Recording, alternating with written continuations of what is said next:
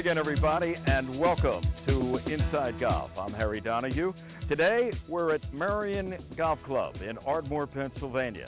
A few years ago, on this very spot, adjacent to the 18th green with the 18th fairway, the iconic 18th fairway at Marion as our background, I conducted an interview for Inside Golf with broadcast legend Jack Whittaker. Jack recently passed away at the age of 95. And as a tribute to Jack and his career, we're going to rebroadcast that interview, talk about how his career began for a Philadelphia native of Germantown and how it continued for decades and influenced so many others in broadcasting, especially the game of golf. A tribute to a legend from Marion, next on Inside Golf. Inside Golf is presented by Destination Montco Golf. 54 courses, 300,000 yards. Check them out at montcogolf.com. By the First Tee of Philadelphia. The First Tee helps young men and women become better golfers, but most important, better people. Get involved. Visit thefirsttphiladelphia.org. By the Golf Association of Philadelphia, GAP, celebrating amateur golf since 1897. By Jersey Man Magazine, it's a Jersey way of life. And by Philly Man Magazine, bringing it to Broad Street. By the Haverford Trust Company. Quality is in our DNA. And by Inside Golf's partner since 1998, the Philadelphia Section PGA. Experts in the game and business of golf. Take time to thank your local PGA golf professional.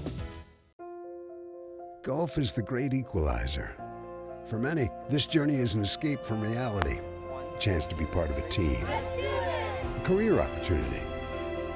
PGA Reach impacts lives through golf by lifting people up, giving them hope, and sending them down an alternate path that they never saw coming.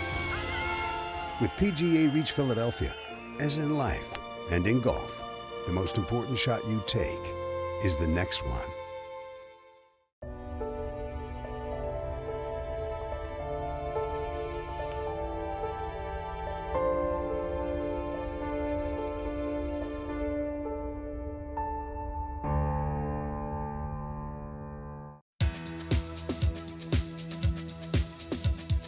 Jack's career, of course, was seen by millions around the world through network television.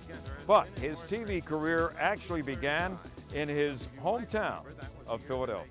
You know, this is a golf show, Jack, but you have done so many things, as I just described, over the course of decades in broadcasting. And I know as a Philadelphian, it all began really in the Philadelphia area. Radio first, and then television at the old WCAU TV. That's right, absolutely. And you started, your love was really news, I understand, more than sports. Yeah, Jack, I had been in radio upstate Pennsylvania, Allentown and Pottsville. And I knew that was not getting me anywhere. So I came down here and I went to see Jack Steck at WFIL. He gave me a couple of one-minute commercials. And I was making more with one-minute commercial than I was a week in the radio business. So I knew television might be the future. Right. Anyway, Jack sent me over to CAU, who were going on the air at 9 o'clock in the morning, unheard of at that time. And they started out with a 5-minute news show. And I was hired by Al Ringler, the news editor over there, to do the 5-minute, to write and deliver the 5-minute newscast. Amazing. And then what about sports? How did you get involved in sports? Well, the fellow was doing sports. He just resigned and went to do something else. And they came around to me and said, "Do you know anything about sports?" What do you say in a case like that? Absolutely. Sure. Everything you need to know, right? Well, I thought I did. I was pretty healthy about baseball and football and stuff like that. Of course, I didn't know nearly enough at the time. And but that's how it happened. And I moved into doing the sports at CAU. I can remember when they moved, I did the 6 o'clock sports. And they said, "We're moving you to 11 o'clock. And I went, "What? Who is going to watch television at 11 o'clock at night?" So that turned out to be a marvelous thing. For 12 years there, we had a great run. Jack, so that's a little bit of a glimpse of Jack's early career in broadcasting. But it was here at Marion in 1950, when they had the Open won by Ben Hogan, that really kind of changed things around for Jack Whittaker, from radio to television. and an iconic broadcast career. In your life, and here we are sitting at Merion. I guess you can go back to the 1950 U.S. Open when on this fairway right behind us, Ben Hogan hit that memorable shot to get into a playoff, and eventually he won the U.S. Open. Yeah, hit it with that year. a 1 iron. Our players are hitting with 5 irons now. So. That was a very turning point in my career. I was living at the YMCA in Allentown, Pennsylvania. And that Saturday afternoon, when they played the 36 holes in those days, Right. was a beautiful day like this. And I said, what am I doing here? I should be there. I'm looking at television. I should be at Merion doing the U.S. Open. And how old were you at the time? I was about 30, okay. 31 then. So Monday morning I quit. Came back to Philadelphia and then got into television. How about But that? it was here at Merion watching that on a little TV set in the lobby of the YMCA in Allentown. And eventually, as I said, you were in the 60s, the main anchor on the 18th hour for all the CBS golf telecasts. What was it like, Jack? As I said, 1950, you said you were inspired by Hogan. Suddenly now, you're the voice of golf on a major network covering all the big events. Well, it was a dream come true, you know. It was doing golf is really, we shouldn't be paid for it, we should pay them. I mean, what a way to kill a winter. I mean, we'd start in California and do the Crosby then, was called the Crosby, and go down to the LA Open and then to San Diego and then to Phoenix.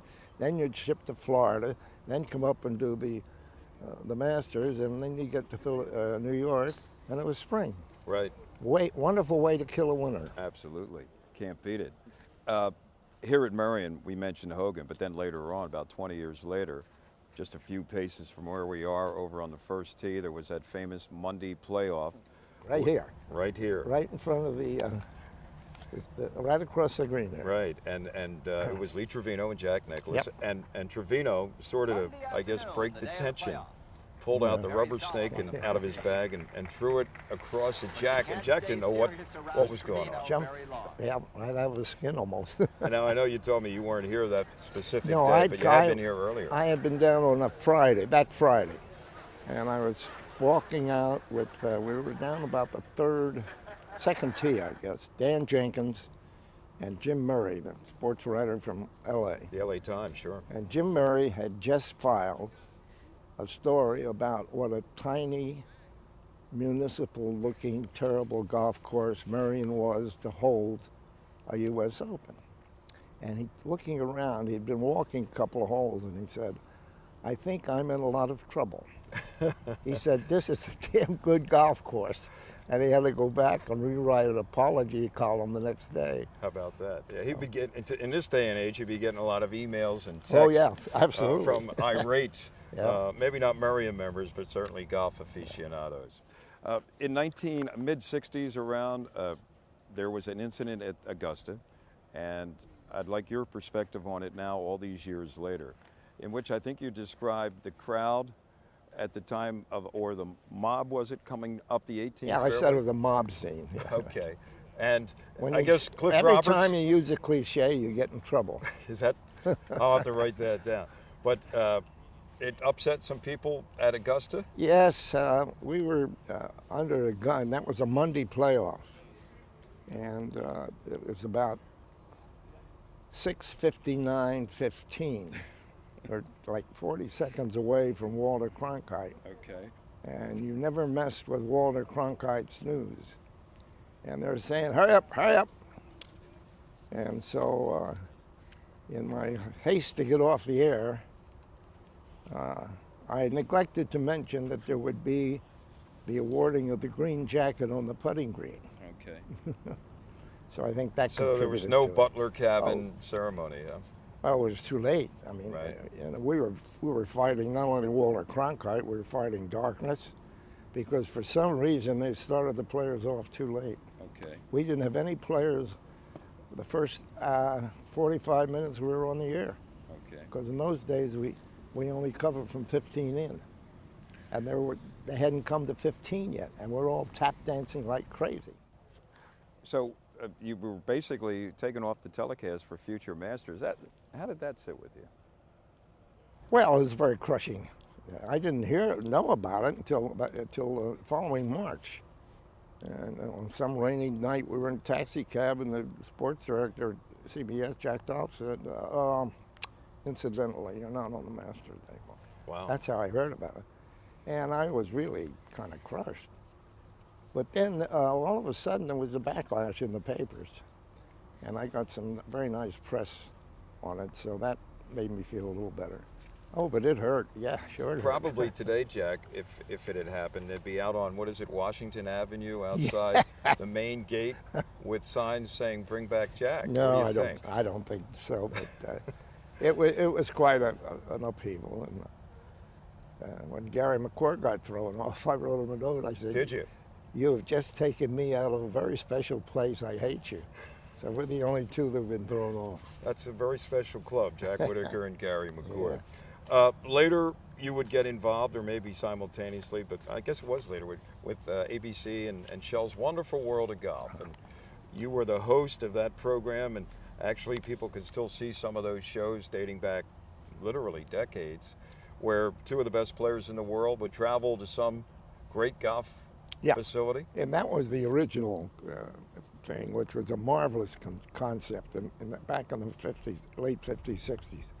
When we didn't see all of these places. Nobody had seen St. Andrews, and they did those on film. Right. And it took 2 days to do the original. You do like 9 holes one day, 9 They holes would the do second? on film. Right.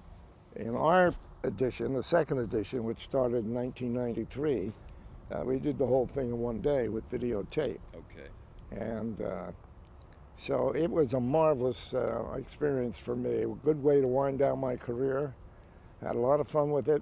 Saw a lot of great golf courses Yes, and other things although around the world. See, that had changed a little.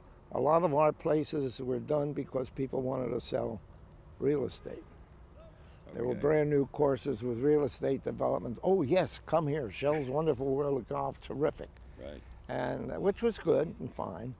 But the old places we went, St. Andrews and Baltusrol, and it was great. Wish we had relics. done one here, we didn't. Yeah, that'd be great. And maybe, aside from the great golf, something, Jack, that you were known for throughout your career, the eloquent essays that you would deliver. And always at the end of the show, they would toss it to you after the presentation to the winner and the runner-up in those competitions. And you would, in 45 seconds to a minute, summarize what everybody had just seen for an hour, and nobody did it better. Well, thank you, Harry. That was a real challenge, and it gave me more pleasure than anything else. And I'm sure you did it with one take. Well, yes, you had to. It was It live was virtually television. live television, Live right? television. Stay with us. We'll have more on our tribute to Jack Whittaker from Marion in just a moment. But coming up next here on Inside Golf, our teed off panel will be talking about some of the great opening holes in the Philadelphia area. I'm literally standing on the tee of one of them here at Marion East. Back with Teed Off next on Inside Golf.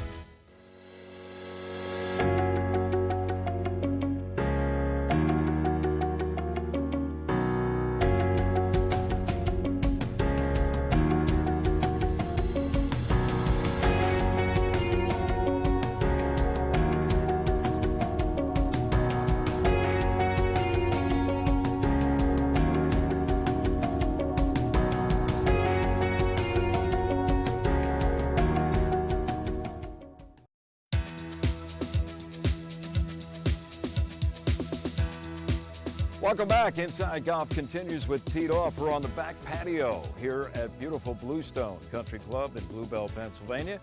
Getting ready to tee it off with our Teed Off panel today that includes Joe Logan, who's no stranger, frequent contributor, myphillygolf.com. Leela Mackey, Philadelphia section of the PGA of America. She is the director of the new foundation. Correct? All right, it's a new title. Yeah, Glad to see Foundation you. Director, thank you. There you see. And Chris Gardner, host pro at Bluestone Country Club. Thank you Things very are much. looking beautiful out here, pro. Huh? We're in good shape right now. Yeah. You're looking lush. We're Which doing good. direction is the first hole from whence we speak here? You can find the first tee right over here, back behind my right shoulder. Right, okay. Because, the reason I ask, we've talked in the past about the best closing holes, the best par threes. We even threw in a topic one time on best halfway houses. Today we're going to talk about best opening holes. So I'll begin with you. Now that we know the location of probably one of your selections, what else is on your list of best opening holes? Of course, I love Bluestone's opening hole, but why do you love Bluestone's opening hole? in this particular case, we have a par 5 starting hole. It just requires a little bit of cut off the first tee. You can just, you have two bunkers that you can see in front of you. You can just kind of cut it off that, and the longest hitters can take it over the corner. So as far as a good starting hole, you should be able to get it down there, maybe go for it in 2, or at least get a quick early par to start your day. Maybe you, Joe Logan, and Lilo, not me. Okay. Any other opening holes on your list? First one that came to my mind when I just thought nationwide, I mean, who's got a better first starting hole than Bethpage Black? They're warning you right off the bat. They've got a sign there right behind the first tee that says experienced players only. Basically, if you're not ready to play here, I'd turn her back around. It feels like a ski slope. It feels like a black diamond. That if you're not ready to go down there, don't even give it a shot. So right. I always love that first tee shot. I wonder if they have one on the 10th hole that says, "See, we warned you." Yeah, you still have time to turn back, right? Yeah, it would seem to apply. Yeah. Joe, what's your list? Let's start off in the Philadelphia area. Well, if you have one or two from beyond, fine. Was going to go all local. All local. I have 2 trilogies. The first trilogy, anybody who plays a lot of golf in Philadelphia would have to go with the big 3, which to me are Pine Valley, Marion, and Aronimink. Those are 3 memorable, wonderful starting holes. But there's another trilogy that I like locally, and that is Huntington Valley, Manufacturers, and White Marsh. They're all 3 downhill. They're not overly difficult holes. I think a first hole ought to do, sort of eases you into the round. In each of those holes, there's room for error, but they're great. They get you going. They're just good starts. Right. Yeah, and none of them are the same. They all have elevations. Yeah. Manny's Manufacturer is probably the most severe, but Huntington Valley has a severe slope, whereas Huntington Valley, Manufacturers and White Marsh pretty much have a level fairway to aim for. But all 3 are great opening holes. How about your list, Leela? I had Marion as well, just because that first tee's so close to the patio. You know, you're right there. It's a lot of pressure when people are sitting out there. And Atlantic City Country Club was another one that came to mind. You know, you're teeing off with those back tees as part of kind of that putting green. It's close to the clubhouse, and so kind of ones that are really put on a lot of pressure when you have people sitting out there were kind of ones that came to my mind. Yeah, Atlantic City is a favorite of mine too, because of what you mentioned, and then the history of Atlantic City, and the history of Marion obviously plays into a part of it. Chris, do you think when an architect designs a golf course, like somebody mentioned here earlier about normally it's a warm-up hole, the first, although a lot of people would take exception saying, wait a minute, when I was playing Aronimink whenever, that didn't seem like a warm-up to me, you know? It could have been transferred to a great closing hole. Yeah, I would hope that most designers are going to look at it, and again, are you talking about private country club, resorts? Resort is going to probably be a little softer to start with anyway, wide fairways, a little more generous place to hit from, but again, some designers just want to start you off the bat with showing some teeth and make you earn that par to start the day, but from our side, pace of play standpoint, I don't want to make anybody hit any more than 4 tee shots for 4 players would be enough for me. I don't want to have to see a bunch of players reload off the first tee. It's going to slow things down. So, how about a par 5 versus a par 4? Does it make any difference, Lilo, to you, or when you're with a group playing, as to what that first hole is going to be? I kind of like a par 5 actually, because it gives you a couple shots to kind of warm up with, and it's just kind of unique. You don't see it a whole lot, so I like a par 5 to warm up. But I think it kind of just depends on where a course architect wants their signature hole and what kind of they want to start the round with and what you want to end the round with and what you want to remember, basically. But I would say I personally like a par 5 to start with. Joe, do you think opening holes should have a little more, test of the metal than they do? Well, the reality is a lot of people who play golf get to the course late. They don't hit warm-up balls. So they're standing on the first tee, stretching, and so you don't want to. You don't want to bear. You don't want to bear. Understand that most golf is recreational golf, not by skilled amateurs or pros, and so you want to let people start. Give them a little. You don't want to have them start with a double or triple bogey the first hole, because then already they're headed south and not happy. Yeah. Lady and gentlemen, thank you very much. What's your favorite opening hole?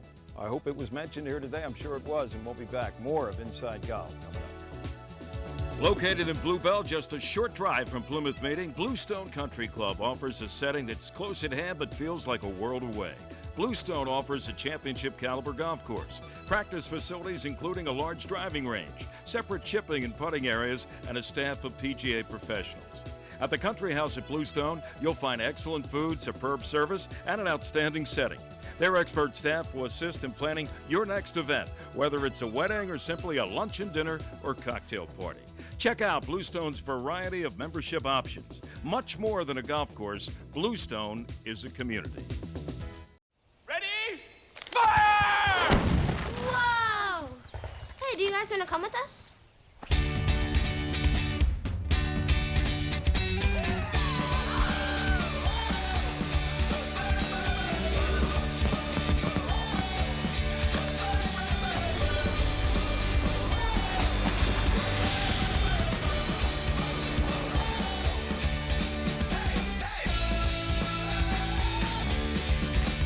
At Citadel, we're here, and here, and here. Whether you're managing money, purchasing a new home, or saving for that special moment, we are here for you. Citadel, banking with one focus, you.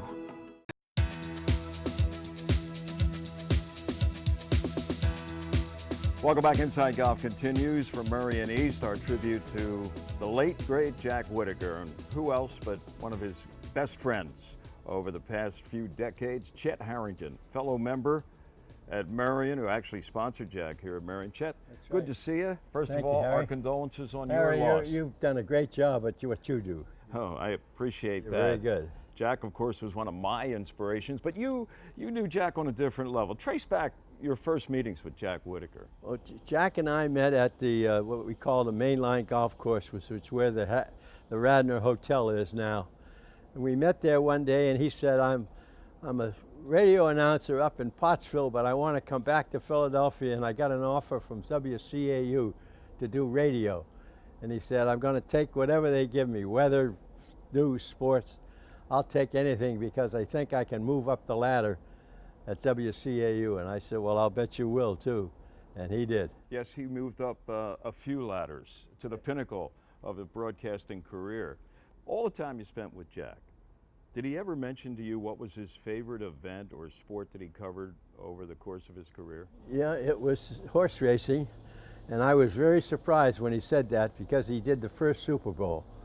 He said that was a thrill, but he said that horse race with Secretariat winning by those lengths, it'll probably never happen again, and I'm glad I was at the microphone to announce it. He said that was one of the thrills of my life. I know I asked him a question, who was the best athlete that he ever covered? And without blinking an eye, he said it was Secretariat. That's right. So no wonder Secretariat in that Belmont Stakes Triple Crown had such a special place in the prominence of his career. What kind of golfer was he? He was about a 10 or 12, I guess, when I first met him, but by the time we played enough rounds out there, he got down to about a 8 or 9, and when he came here to Marion, it went up a little bit of the East course.